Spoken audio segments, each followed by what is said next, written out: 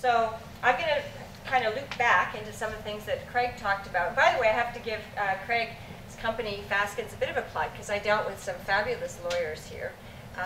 Rob Elliott and Sean Carter and another fellow. I think there were two. Anyway, 3 guys, fabulous guys. And I also dealt with 6 law firms, by the way, in addition to Faskin's, to try to get myself out of the mess I got myself into because of not doing what Craig talked about. All right, so why am I here? I am here to basically talk to you a little bit about what can happen to a social enterprise if you don't do it right, and if you don't set your articles of incorporation up right, if you don't choose your board of directors right, and if you don't carefully choose your investors. Also, if you end up allowing a liquidation bomb in your setup, and it can happen for really insidious reasons. In my case, we all loved each other at the beginning. We all know that you have to marry startup stories with what happens in the journey from a startup to a growth company to maturation and all those things, and what happens to people's lives who are involved in that company as you go through those periods. And over 6, 7, 8, 9 years, things change. And suddenly, where you were at one point changes a little bit later when people's lives change along as the company is growing. So I'm here to tell you what can happen to your great intent if you don't set yourself up right. I'm going to talk to you about how being a B corporation, not just a B corporation, I'm going to separate out B corporation and social enterprise as legal formation options, because B corporation is just a certification. It is not a legal option. And I want to say that when I taught CSR and so on, I'd like to say that CSR is a little bit like buying a ticket to a hockey game, and you buy an expensive ticket, you sit in a nice balcony. I'm going to be, maybe controversial about that, but sit in a nice balcony, watch the game. Being a social entrepreneur is playing on the ice without a stick. And there's a real difference. And so when people talk about CSR and social entrepreneurship in the same breath, it is not the same thing by any measure. And we'll go through why that's the case. All right, so why I'm here, these are the points I'm going to try to make. I'm going to hope that you all learn from our mistakes. So a little 5-minute thing on Fifth Town for those of you who hadn't heard anything about Fifth Town before. I left corporate life to get into this. I believe that entrepreneurship was an opportunity to use the power of business to solve social and environmental problems. I felt capitalism wasn't working very well back in the early 2000s. This is from Occupy, which came up later. I decided I'd be a revolutionary and start I didn't know it was called a social enterprise, but I was going to build a model company on everything I had learned in 18 years, kind of starting on the floor of the sales side and working up to a president's position of a $60 million division for McGraw-Hill. Everything I'd learned, which was about how to treat people, how to treat staff, how to look at the environmental impact of what you're doing, how to engage with the community and all those things. And I saw where there were pitfalls and gaps, and I thought, if I'm going to start my own company, I'm going to do everything really right. And so that's what we tried to do. So this is a picture of Fifth Town at the time. It took us about 4 years to get it off the ground. Some of you may know I've mentioned 9 ministries and 62 regulatory acts later. No, that's the dairy industry. And it was a fabulous ride. The first thing is LEED certification. Yes, we were Canada's first manufacturing facility that was platinum LEED. It was tough to get there. It did cost about 20% more in order to meet those strict requirements, which was everything from indoor quality. This is our scorecard, by the way. Everything from I know it's hard to see, but just to make the point that there are a number of categories around water efficiency, material and resources, indoor environment quality, design, energy and atmosphere, etc., site management, and so on. And because we were a dairy, we had to follow dairy industry rules about material selection, food grade, this and that. So we had to pioneer a little bit about what materials they had to add to the list that would actually qualify for LEED certification. You cannot build a dairy out of cement block and qualify for platinum LEED, for example. So we built it out of different materials. So there's a lot of learning and innovation in doing that. We were heavily involved with the community. Our goal was to make this a, to have the ripple effect and the multiplier effect of this company be really powerful. And the idea we had was a mid-sized food manufacturing plant, which is really missing in the food industry. We have really big ones, and we have lots of artisanal players now, and lots of connection between the farmer and the consumer, but we're missing the middle. And I thought we could be that middle in the dairy industry in Prince Edward County. So we involved the community. I used to, every year at Thanksgiving, take out an ad in the local papers and give thanks at Thanksgiving time to the little dairy, and we list all of our customers and the people involved in building the dairy and helping taste test and all the people involved. When we added it all up, it would, in a community of 25,000 people, Prince Edward County, full-time residents, Fifth Town was raised by around 500 people. I used to say it takes a village. We used to say, what was it, Hillary Clinton, it takes a village to raise a child. So it takes a whole community to raise a dairy because it's capital intensive, it's risky, it's food, and it also involves farming and is subject to the weather. And but again, the multiply. If I'd opened a restaurant, we wouldn't have near the impact that we had economically on this town. Sourcing and procurement, we want to be fair trade. And yes, we went for every certification you can get. And the reason I did was we didn't want to be a green washing type of company, or social washing, as I would call it. We weren't just there for the marketing. We were going to do it all right. And so LEED certification, we weren't just going to say we had a green building, we were going to certify it. We actually went through ISO 14001 self-reporting. We were one of the early companies to sign up for the self-reporting program, which was really interesting because it's a continuous improvement process as opposed to a snapshot certification. We were Local Food Plus certified, all of our farms were. I wanted everything we did to be backed up by a third party because there were too many people out there saying they were doing things without the rigor of reporting on it. And I would, to your point about the importance of metrics and reporting, I really believe in the idea you can't just tell it yourself. You have to have a good third party to come in and help verify some of those things. The question around is doing good for business? Absolutely, no question. When we started out, we went from 0 sales with no experience in dairy to $1.5 million in sales in 18 months, which is pretty darn good. We won awards. We had in the first year we didn't have this many people. I was blown away by the fact we had 5,000 people per week coming to this little dairy to visit it. It was like a pilgrimage. They all wanted to see it. We had buses coming of designers and architects, and we had engineers, and we had buses of seniors, and we had all kinds of people coming. And I remember the bank saying, why build a 6,000 square foot store? No one's going to come an hour off the 401 and see you. We actually had to build a turnaround and parking for all these places because actually LEED only allowed for 14 parking spots. And then they would park in the fields, in the farmers' fields, and it was, that wasn't really green either. But anyway, so taking this approach was very good for business, and I would say that it accelerated our sales uptake tremendously. We had a lot of people interested in what we were doing, and they'd eat the cheese even if it wasn't very good. I have to say, the first few rounds that we made probably wasn't award-winning, but people were really supportive of what we were trying to do. So here are the numbers. We grew really quickly. Everything was going great. We got into Sobeys. We were working our way to Metro and all that stuff. I'm going to now pause and talk about B Corp specifically because that's what you're all here to learn a little bit about. So B Corporation is, as I've mentioned, simply a certification. B Corps are not a traditional corporation.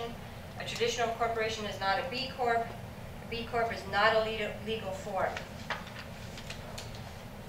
We knew that, but B Corp does require you to amend your bylaws with one paragraph that says you are stakeholder focused instead of shareholder focused. Shareholder profit maximization, that you will take into account the impact of your stakeholders when you're making business decisions. That's really all you have to do in terms of your bylaw changes to become a B corporation, plus be audited, and I'll show you a little bit about that process.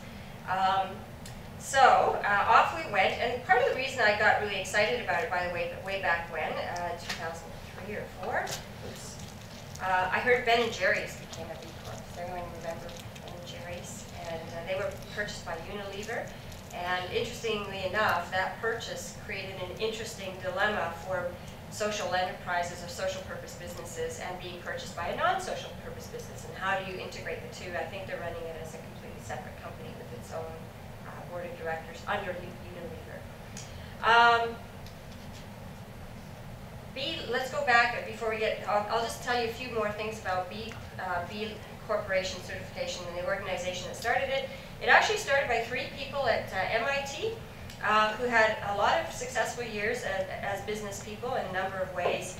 One of the principals actually became passionate about starting up a concept like B Corp because he lost his business, this $250 million brand, to a shareholder battle at the board level where it was actually a social enterprise, but before it was called that, and then it went through a sales process and it changed. He left, and he was so upset about what happened to his business that he decided it had to be another way to prevent that mission drift or that sort of change from happening in the future. So that's what B Corp started out to be about.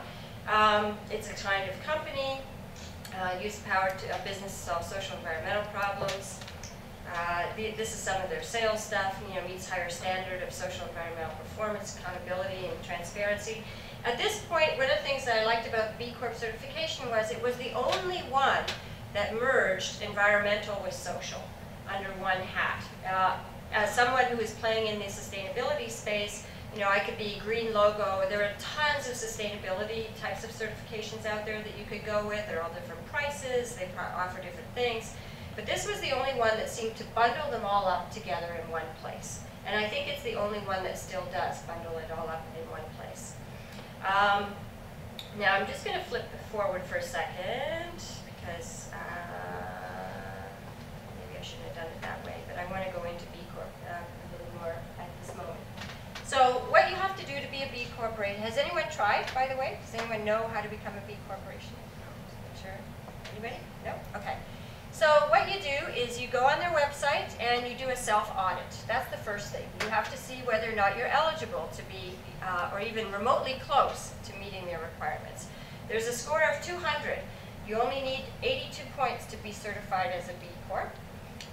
And there are 5 major categories. Accountability, this is the summary level. There's tons of questions underneath each one, and they will ask you to submit documentation proving. You can't just say, oh, yes, our energy levels are 40% below model, blah, blah, blah. You actually have to send them the documentation to do it.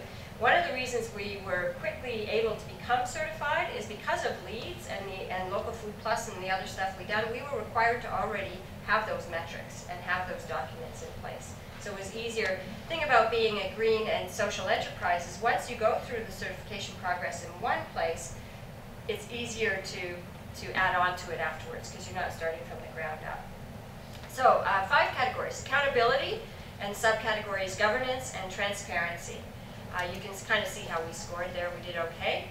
We didn't score so well, by the way, on employees because we were kind of new and we hadn't done all of that stuff yet.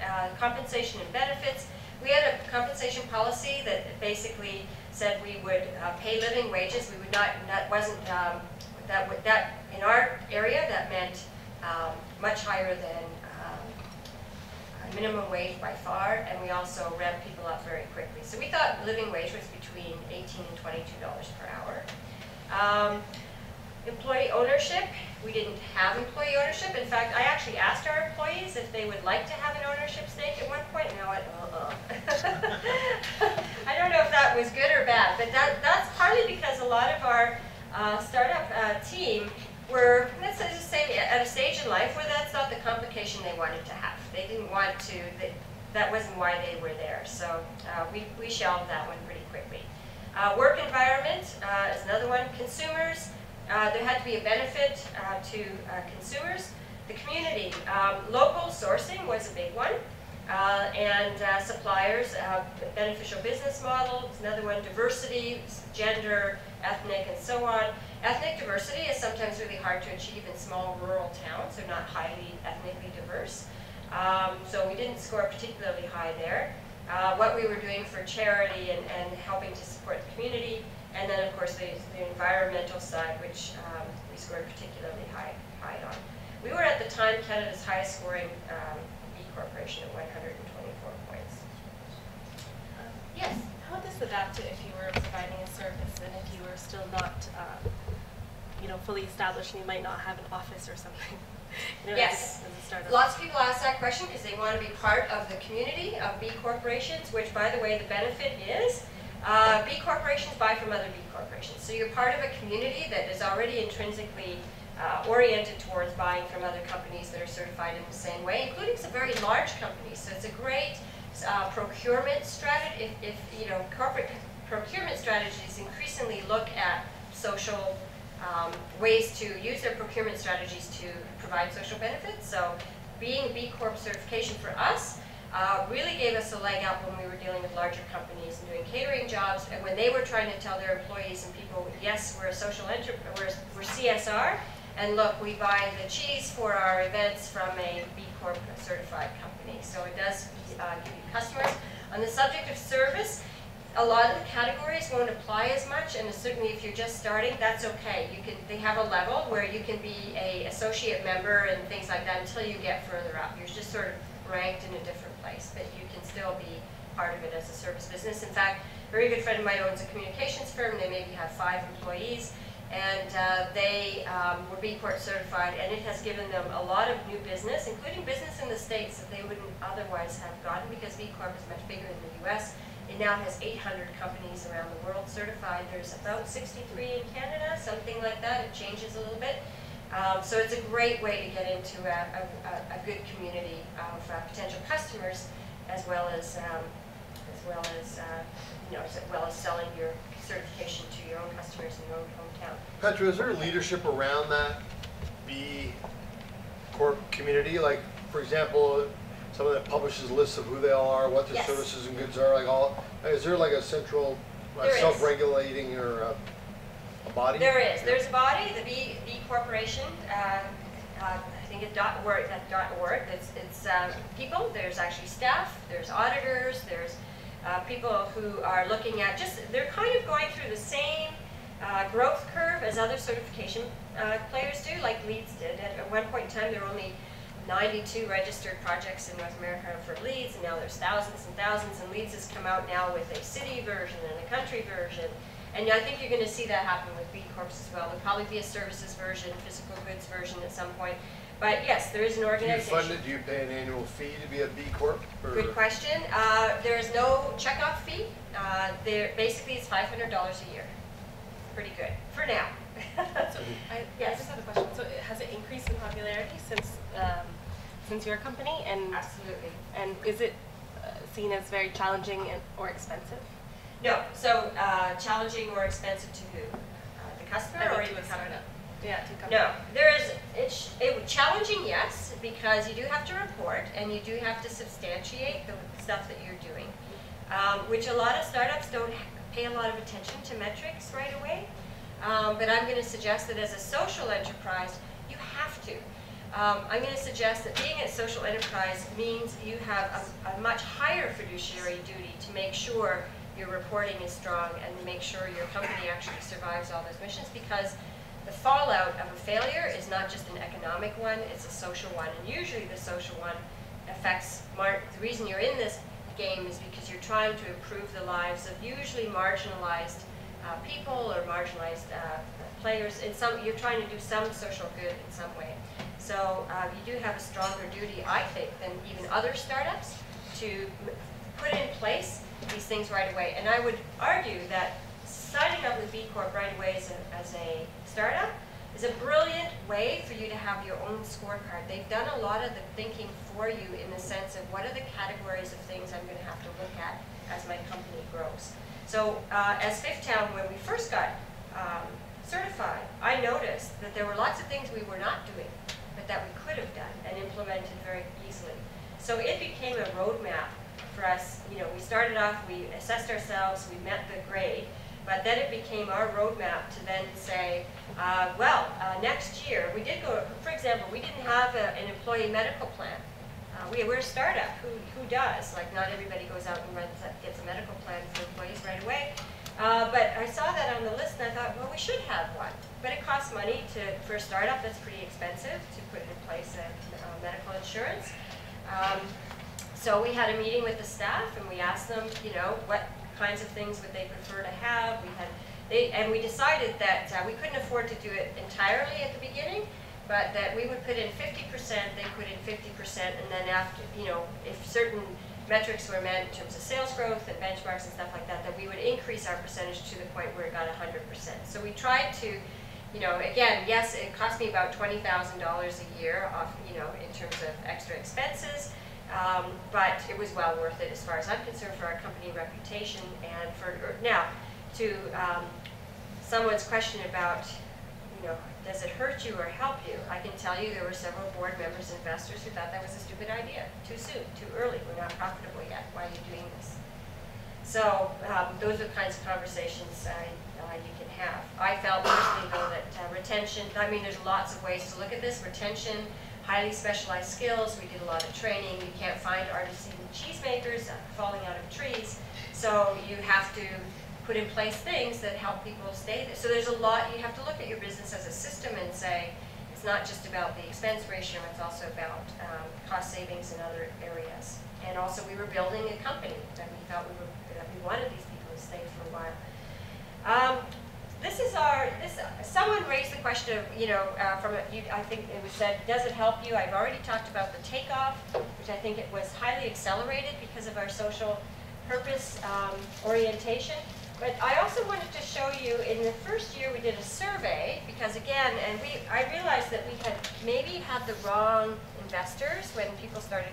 They loved the idea of a green enterprise and a socially responsible enterprise at first, but I think they weren't quite sure what it really meant. It sounded really good. But when we got serious about it, which I had always intended to be serious about it, they got a little more nervous. So then we said, well, let's prove that our customers actually care. Let's see, because some people said, well, your cheese is really great. They would buy it if it was made, you know, in a factory somewhere, anywhere. The cheese is really good. A very product-centered approach to business. And I said, well, let's find out. So we did a survey of our customers, and we had a customer list of a couple of thousand people by that time. And these were the results. First of all, I asked them, these were all the things we were doing, by the way. Non-GMO, we had all kinds of stuff going on. We took this very seriously, and so I asked them is, you know, Fifth Town's worked hard. I'll read it in a little bit in case it's hard to read.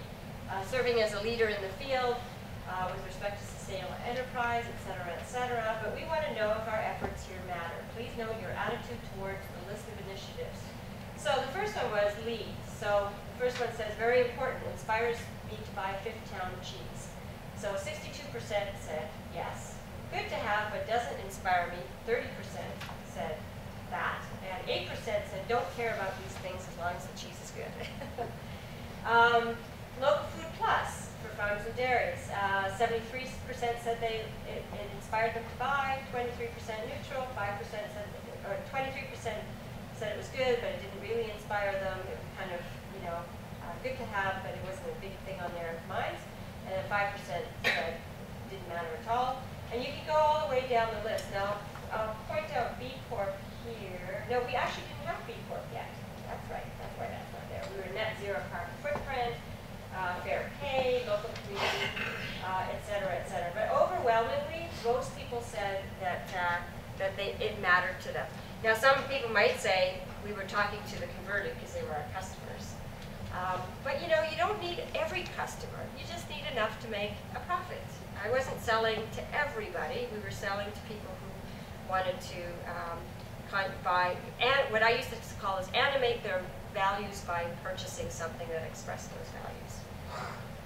This was our next survey though, and you can see B Corp is in here. So back to your question, does it matter? This was a while ago. This is 2000. 2007, or no, sorry, 2008 or 9. And so you can see the colors here, and B Corp is the third line. And it basically said is that the pink is, I've heard of this certification, it's not important to me. It means they heard about it, but they have no clue what it means. And the 6 said, I've heard of it, and it is important. And 17 said, I've not heard of this, and not sure of its importance. But you can see the difference with Platinum Lead and Local Food Plus having a much bigger audience because they've been around longer, they had marketed more. Point is, if nobody knows what the certification is, it's not going to help you. But now B Corps have grown, it's got a big machine behind it, more and more companies are coming on stream. Even companies who weren't B Corps at first are converting to become B Corps. So I don't have any doubt that this is sort of the lead certification program for the world of social responsibility with that. And we know where Leeds has gone. Okay, so I want to go back to a second. So that tells you a little bit about how B Corps affected us. Going back to how do you sign up? So go to the website, bcorporation.net. You can actually do the survey or the audit for free. You can just pretend to be signing up. I used to download it and just put it in my binder and look at it, see how it was my roadmap. Then eventually you can hit the button and say, yes, I want to be certified. You send in your check for $500. Someone will call you and look for gaps, that's the first round, and then someone will call you to do a larger audit. And then every 2 years, they come around and actually come visit your facility. They don't do it every year, it's not that. But they do want all the documentation. Yes? Do they give you recommendations to improve your business? I would say at the time they would make suggestions, but they weren't expert suggestions. You're dealing with someone, the first round of level of analysis is someone who says, did they send all these things in?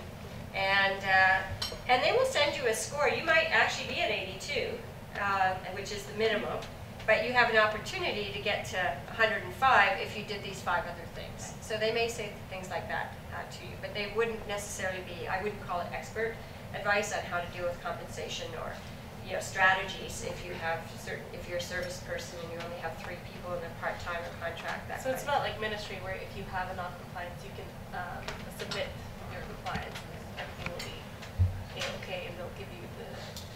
Yes, at Front's first level, they will look at all your documents. Some committee looks at all the applications, make sure it's good. Now again, we were pretty quick because they wouldn't question a Leeds building because we are already certified. So I think they're a little harder if what you're telling them is just what you're telling them. It's good if you already have some other certifications there, but if you don't, it's okay. They'll work with you on that. And then once you've been certified, you get a big box of stickers and all the logos and the JPEG files and the EPS files to put on all your stuff.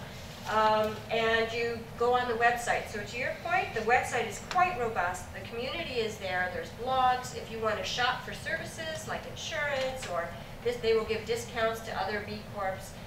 So you should look, before you go shopping for any business services, you should look at your B Corp group and see if you want to buy from them. And that just keeps building out so it gives you, it puts you into a community. And in some cases, banks in the States will have, out of promotional reasons, I haven't heard of anybody doing it here, provide a small discount on fees or services if you're a B Corp as their way of supporting social enterprise. So it's really good to be part of it. Okay, so I'm going to go back to, I'll continue down this trajectory for a moment.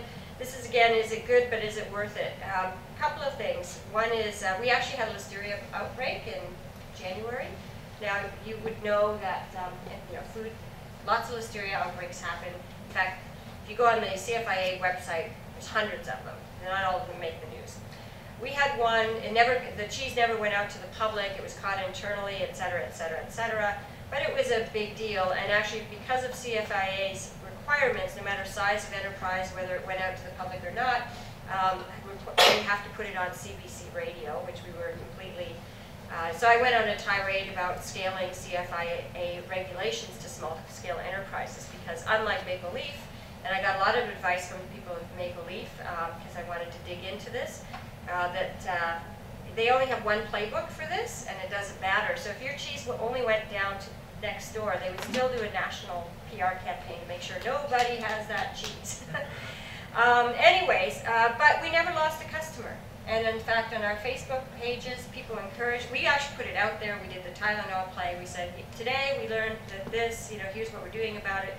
And our board was really concerned that they, freaked out about it because of the Maple Leaf side of things. And our sales went up over prior year in March. We never lost a customer. It was fine.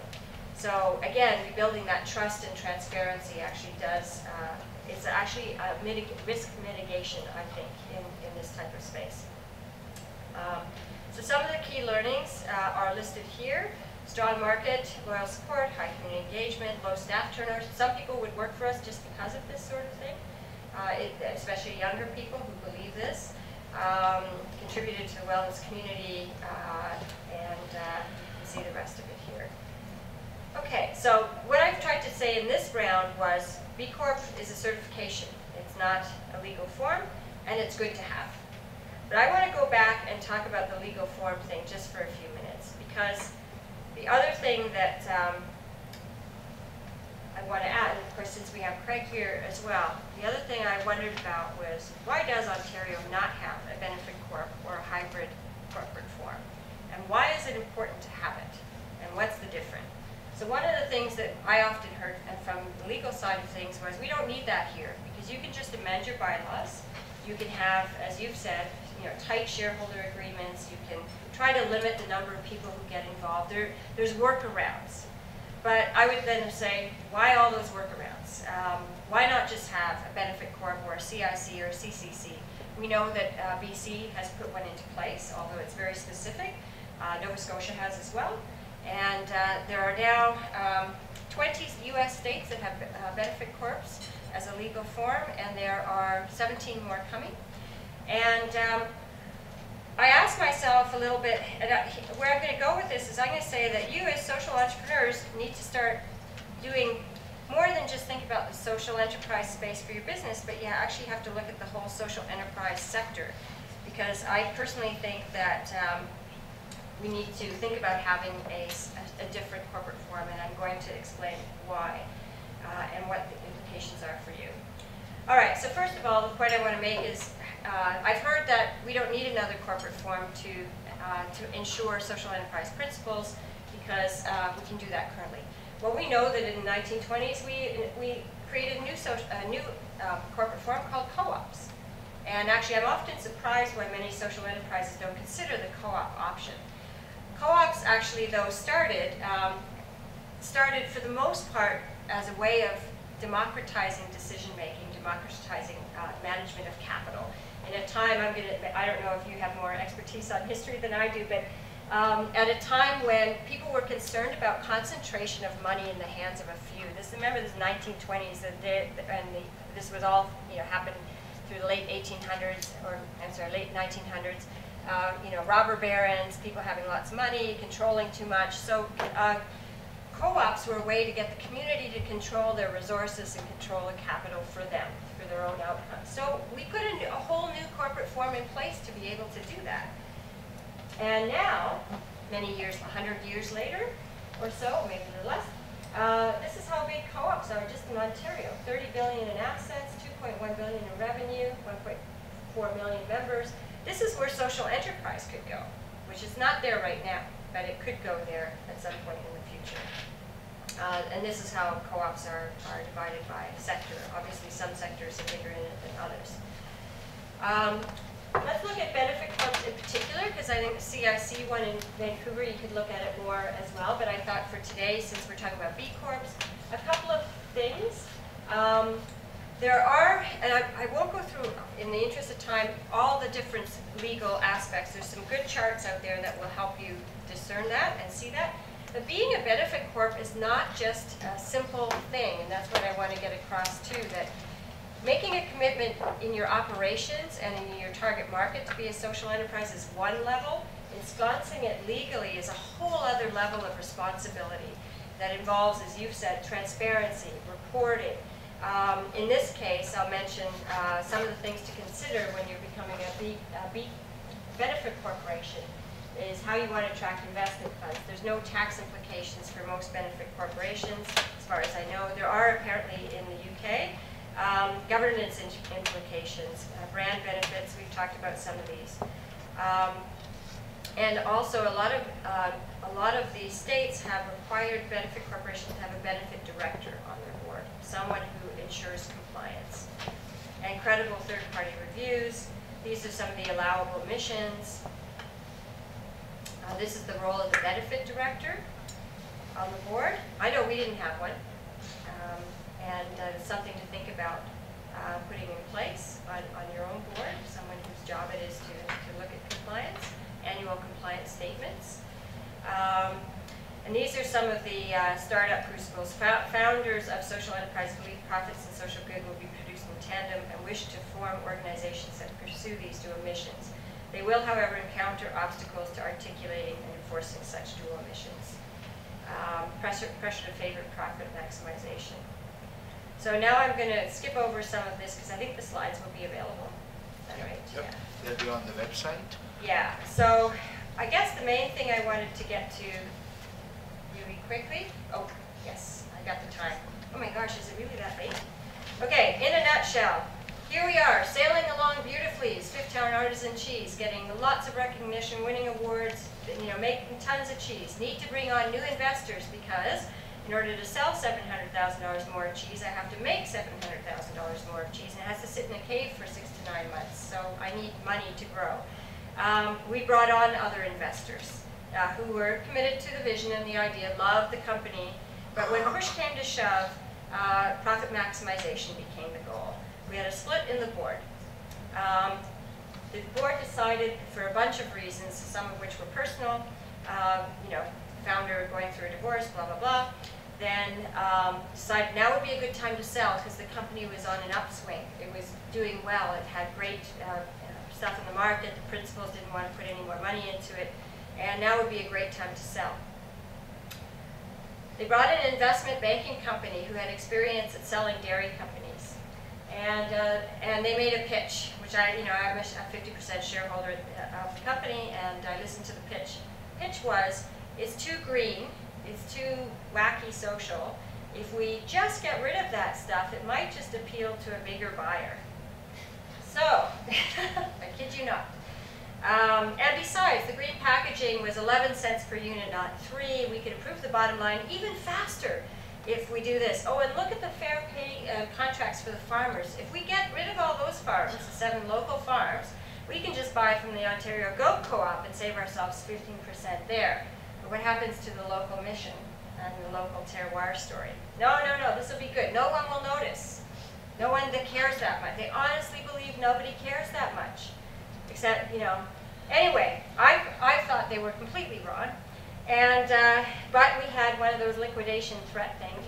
Well, if you don't sign the paper to sign, to basically allow the sale to happen, because they needed my signature, we're going to do this, and these other things. We're going to, shareholder, you would know the language, management oppression or shareholder oppression. You're standing in the way of us maximizing our return on the money we put in the dairy, which I had money in it too. So I signed the paper. And they went on to, I said, but I can't be the front person to renegotiate the farm contracts. I can't go to the same people and say, sorry, we changed our mind. We're gonna do this now. I said, so I have to step back. You're gonna have to bring in a management team from the investment banking company to do this. So to your point, be too entrepreneur-centered. So we were still too green. There wasn't anybody else to go to. So they did, and they came in and made those changes. Guess what happened? Well, the first thing, in a small guess, is sales dropped 30% in about 6 months. You cannot fool people when you brought them in basically they're tied into your company, not just on the product, but on the basis of your existence. What happens when sales drop 30% in a startup that's just rounding the corner? You want to guess? Nothing good. We have losses. Now everybody has to fund losses. Nobody wants to fund losses. The people were hoping to get out. What happens then?